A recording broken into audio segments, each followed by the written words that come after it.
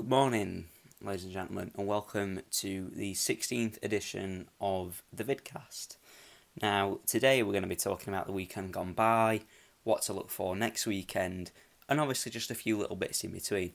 So, let's start with the weekend just gone by. Home and away header against the Coventry Blaze. Now, the home game, okay, we started well, Robert Dowd scoring a goal. After that, it just went completely downhill. Now, by downhill, I don't mean just over the brow of the hill, I mean it plummeted.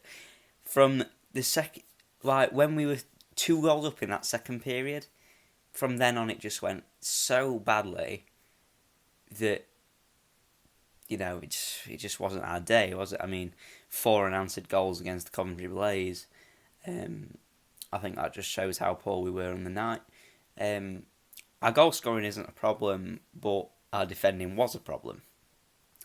Now, you switch it across to Sunday, and Aaron Fox must have given an almighty rocket up the backsides of all the Steelers players. Because to go from a 6-4 loss on home ice to a 4-1 win away to the Coventry Blaze, that is a shift of some kind.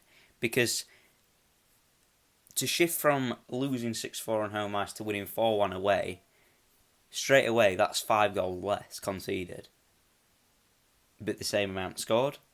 So the rocket he must have given the defenders from Saturday must be really telling, because to go from a performance like that to a performance away from home like that shows character from the side. Yes, it's early days. Yes, we don't really know how we're going to perform, if we're going to perform consistently or inconsistently. So far, we've performed inconsistently, which is the Steelers' way. But at least we've shown we can win, under pressure as well. 2 losses wouldn't have been a good start at all. In fact, it would have been the exact start we wouldn't want. So to come away with 2 points from this weekend, I am quite happy with. I mean, that might be just me, but I am quite happy with it. Now, this weekend, I think it's Manchester Storm home and away. I haven't really looked that closely at the fixtures because I'm a bit busy at the minute. But I know we've got Manchester Storm at home ice on Saturday. Now, it's the Challenge Cup fixture. So, the Challenge Cup, obviously, it's gone. We need a win because we need to be cementing our place or higher up in the group. I mean, there's only 3 teams in the group, was Panthers and Storm. But we've got to be winning that group because we're not surrounded by the best of teams. I mean, Panthers, yeah, they argue that they are pretty good. To be fair, they did surprise me last weekend. As you know, I tweeted stupidly once again this weekend that we would come away with 4 points. We didn't. The weekend before, I did exactly the same. And it's because I looked at the rosters of the 2 sides, obviously, that we played. And I didn't see much that made me think, Christ, they're going to beat us. I saw a side that weren't particularly great, very mediocre, didn't really look like they'd... I know it's rich of me to say, but I saw the Steelers as higher up than them. Maybe that is something that's a common misconception from me, that other teams are just weaker than the Steelers. They should be weaker than the Steelers. The Steelers have the God-given right to be stronger. I do think sometimes I do fall into that category that we have the God-given right of being higher than teams, but it's people like me that are forgetting that last season we finished 6th, 7th in an 11-team league. It's a very poor season, and gone are the days when we ruin the Elite League with the players, the squad that we've got. I mean, obviously we won it twice in a row, 15-16, 14-15, 15-16, and them days are gone, and obviously the last thing we've won is the playoffs in 16-17. Yes, we have been in finals after that, but finals don't count. And, it runners up, obviously. I'm not on about quarterfinals. As far as this weekend goes, Manchester Storm have a tough team. I mean, they've got Gagnon, aren't they, now? I'm sure they've got Matthew Gagnon as well. With Dallas Earhart, he's obviously always been quite tough. I remember Earhart fighting Dabien back in 2016. So he's a tough player. I mean, they've always had one of the highest scorers in the league, the Storm. And I don't know if that's to do with their position in the league and sort of players raising their game to try and sort of ignite more fuel into them, or the players around them are just weaker and they can't score as many goals. I mean, is it Mark Hammond? He normally scores quite a few, I'm sure he does. It's one of those players, and I know they score quite a lot of goals. I haven't really been looking that closely at the Storm because I know they're not going to do much in the league. They're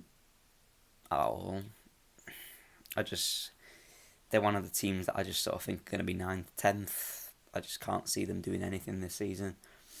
So yeah, I ain't looked at the Storm really. I ain't looked closely at them. I just know that quite a few of the players are very mediocre. So now we talk about something that I was quite excited about really. The Sheffield Steel Kings Power Ice Hockey team.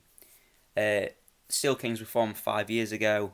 Obviously they won the league and the playoffs this season, which is a terrific achievement. I mean, it's keeping up the theme of Sheffield and hockey-based sports being very successful. So I'll give you a little breakdown of the Steel Kings. They were formed 5 years ago. They were formed 5 years ago as this new sort of para ice hockey team. It's new to the city. And a few years ago I contacted them, could I come down and write a few match reports for you? I never got down to a game because I was so busy at the time. So from then on, I've sort of kept a really, really close eye on the Steel Kings and how they're progressing. They've gone from a team that isn't really that known, obviously 5 years ago. 5 years later, they're a team that's winning the league and the playoffs. And they've got a few players, I'm sure, from the Great British hockey team. So they play, obviously, for the national team. And that is terrific, really. I mean, first of all, to have the para ice hockey team in Sheffield, it's a really good thing. Because, obviously, it gives people who can't play full body ice hockey a chance to play. And to be successful as well as being a really accommodating team, and a team environment is really good, from what I've heard as well, that's excellent. And to be winning them sort of trophies, obviously beating the other British para ice hockey teams in both the playoffs and the league, it shows dominance. Now, I contacted, I think it's Jake from the Steel Kings on Monday, emailed him, congratulations, all this. And I asked him if he wanted me to insert this little sort of 2-minute snippet of the Steel Kings. So what I'll do is I will edit this and I'll put in some footage of the Steel Kings. So, yeah. So, here's some footage of the Steel Kings.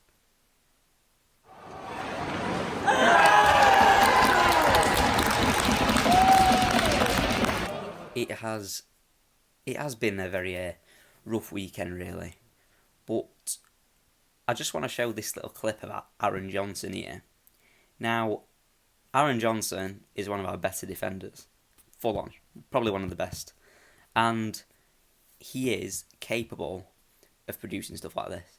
Just watch this. As Dubas come out to play it. Oh, right into the hands of the Blaze! And a diving block! Prevents us being equalised by John. Manchester Storm home.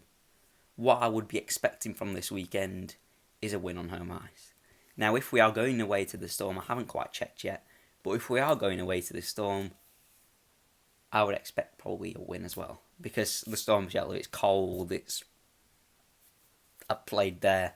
It's not nice. I mean, my visor must have steamed up 12 times during the game. And I'm only allowing 3 defensemen for a B team. So, it's not a great rink to go to, but it is a tough rink to go to, but I think we should win. With the quality we have, we should definitely win.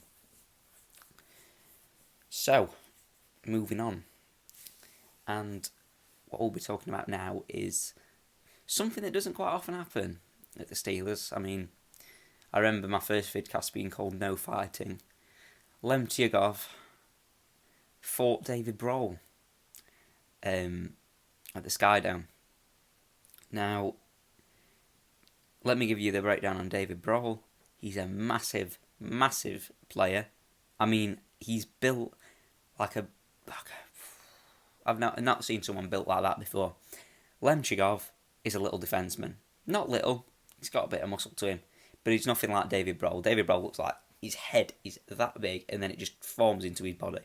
You know, so to fight him, it takes some serious guts. And I am really, really happy with Lemchigov because it shows that we can be a physical side and it shows that we will stand up for ourselves. We know that people like Davy Phillips will stand up for themselves and John Armstrong. But to have someone like Lemchigov who is going to stand up and is going to put his weight about, that is great to see. So from one of the players that I would pick this weekend as being one of my favourites is Lemchigov. Even though his plus-minus is about -6, to stand up for his team after Brawl sort of skated past the whole bench and goaded everyone on the Saturday, to stand up for the team on the Sunday is absolutely fantastic. And I can't commend him enough for it. Physicality could be a problem with the Steelers this season.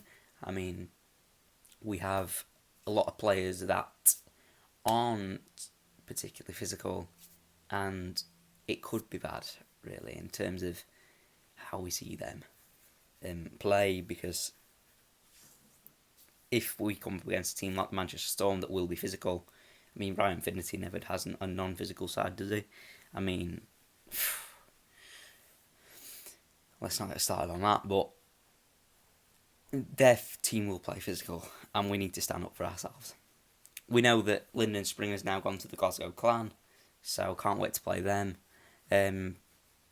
But we have got to stand up for ourselves, and I really hope we will. Anyway, this is it for this vidcast. It's been a short one. It's been one where not much has really happened this week in terms of hockey or anything like that. But thank you for watching, and obviously I hope you like the new format with the sort of edits in. And yeah, I hope to see you in the next one, and I hope you subscribe. See you later.